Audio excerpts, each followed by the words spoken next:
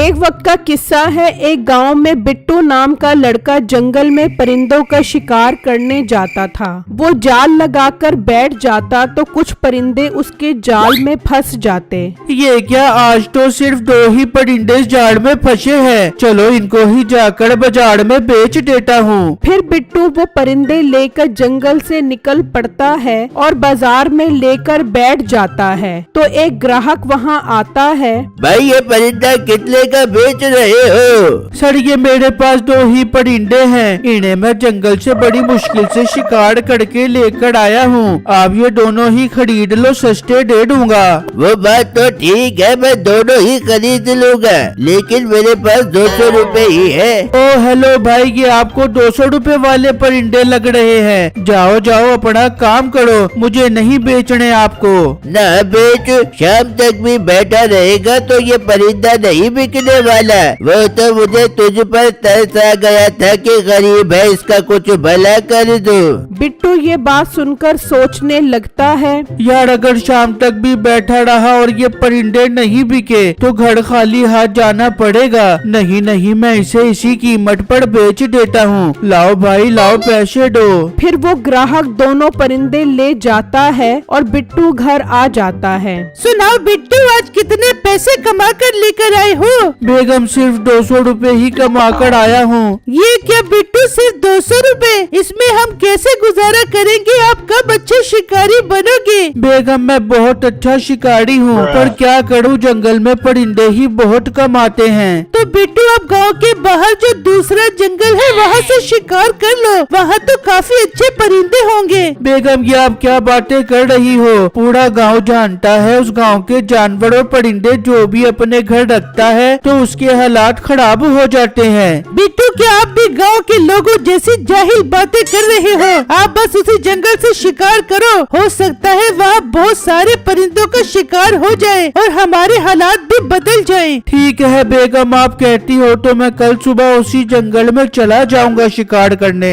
फिर अगला दिन होता है और बिट्टू जंगल में आ जाता है और जाल लगाकर बैठ जाता है। तो एक कबूतर जाल में फंस जाता है। ये क्या, जाल में तो सिर्फ एक ही कबूतर फंसा है। मैं काम करता हूँ, थोड़ी देर और इंतजार करता हूँ, हो सकता है और परिंदे फंस जाएं। फिर बिट्टू वो कबूतर लेकर बैठ जाता है और इस तरह काफी देर हो जाती है। जब बिट्टू देखता है तो उसके जाल में कोई परिंदा नहीं फंसा होता है। मेरे अल्लाह, क्या मेरी किस्मत में इस जंगल में कोई भी शिकार नहीं लिखा। फिर बिट्टू उदास होकर वही कबूतर लेकर जंगल से निकल पड़ता है और बाजार बेचने आ जाता है। तो 2 बंदे उसके पास आते हैं। ओ भाई, क्या तू एक कबूतर की दुकान खोल कर बैठा हुआ है? भाई आज एक ही कबूतर का शिकार कर पाया हूँ मैं जंगल से। अरे सच सच बता, तू ये कबूतर कौन से जंगल से पकड़ कर लेकर आया है? भाई मैं झूठ नहीं बोलता, मैं ये कबूतर गांव के बाहर जो जंगल है वहाँ से पकड़ कर लेकर आया हूँ। आप खरीद लो, मैं सिर्फ 300 रुपए का दे दूंगा। ओ तेरा दिमाग खराब हो गया है क्या? तुझे मालूम नहीं है कि उस जंगल के जानवर और परिंदे जो भी घर रखता है उसका घर तबाह बर्बाद हो जाता है। भाई ये सब फजूल बातें हैं, मैं इन बातों पर यकीन नहीं करता।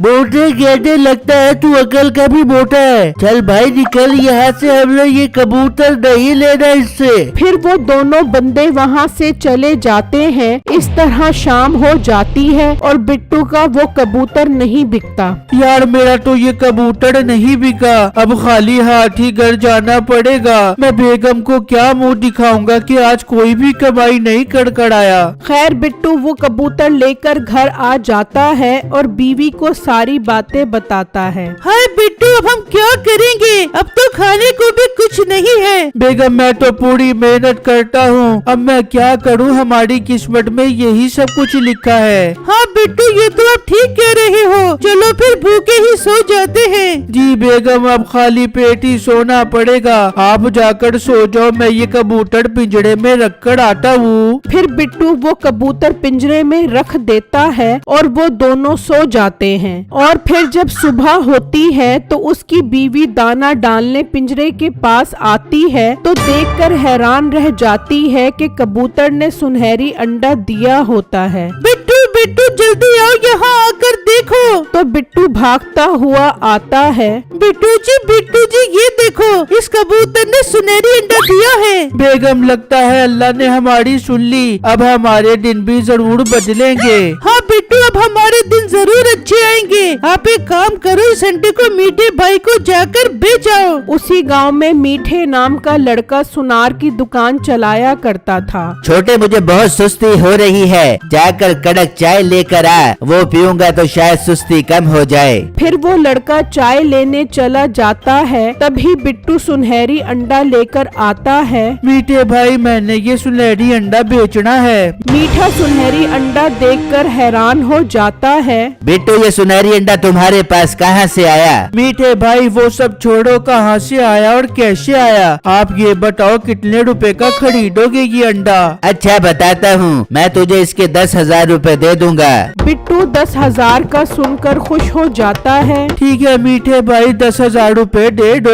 मीठा 10,000 देता है और बिट्टू खुशी खुशी वहाँ से चला जाता है। और मीठा घर आकर नसीबो कैंची को सारी बातें बताता है। मीठे, ये तू कैसी बातें कर रहा है? वो मोटा बिट्टू तो एक मामूली सा शिकारी है, उसके पास सुनहरी अंडा कहाँ से आ गया? ओ मोटी नाक वाली औरत, मुझे क्या मालूम वो अंडा उसके पास कहाँ से आया। हमें तो यही पता लगाना है कि वो ये अंडा कहाँ से लेकर आया है। मिठे, मेरी जान के टोटे तू परेशान क्यों होता है? मैं उसके घर जाती हूँ और बातों बातों में उसकी बीवी से उगलवाती हूँ कि वो अंडा कहाँ से लेके आया है। हाँ नसीबो, तू जा और पता लगा। वहाँ दूसरी तरफ बिट्टू और उसकी बीवी खुश बैठे होते हैं। बिट्टू, अब तो हम बहुत जल्दी अमीर हो जाएंगे। हाँ बेगम, हमारा ये कबूतर रोज सुनहरी अंडे देगा और हम उसे बेचकर अमीर हो जाएंगे।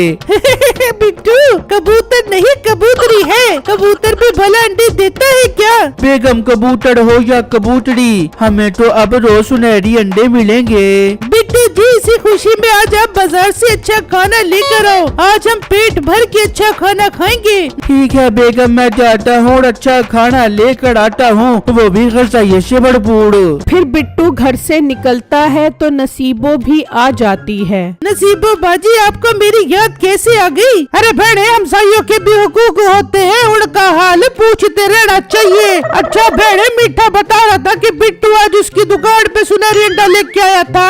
वो नसीबो बाजी, बिट्टू जी ने जंगल से कबूतर पकड़ा। नहीं वो नहीं क्या नहीं वो देख, मैं तेरी सगी बहन जैसी हूँ, मुझे तो बताना बहन, मेरे से क्या छुपाएगी तू? फिर बिट्टू की बीवी नसीबो को सारी बातें बता देती है। नसीबो सुनकर हैरान रह जाती है। फिर नसीबो घर आकर मीठे को सारी बातें बताती है। नसीबो, इसका मतलब हमें वो कबूतर चोरी करना पड़ेगा। मिठे, तेरी सोच बहुत छोटी है। अरे पागल, हम उस जंगल में चलते हैं, हो सकता है हमारे हाथ ऐसी चीज लग जाए जो सुनहरी बच्चे देती हो। मोटी नाक वाली औरत, हमने जंगल में क्या संडे का शिकार करना है जो सुनहरी बच्चे देता होगा? हमें भी फिर उसी जंगल से कबूतर का शिकार करना होगा। हाँ मीठे, फिर तू उस कबूतर के अंडे को दुकान पे रख के बेची और खूब पैसे कमा पियो। नसीबो, सब बातें छोड़, अब हमें जंगल निकलना चाहिए। फिर वो घर से निकल पड़ते हैं और जंगल में जाल लगाकर बैठ जाते हैं। तो उन्हें एक आवाज आती है।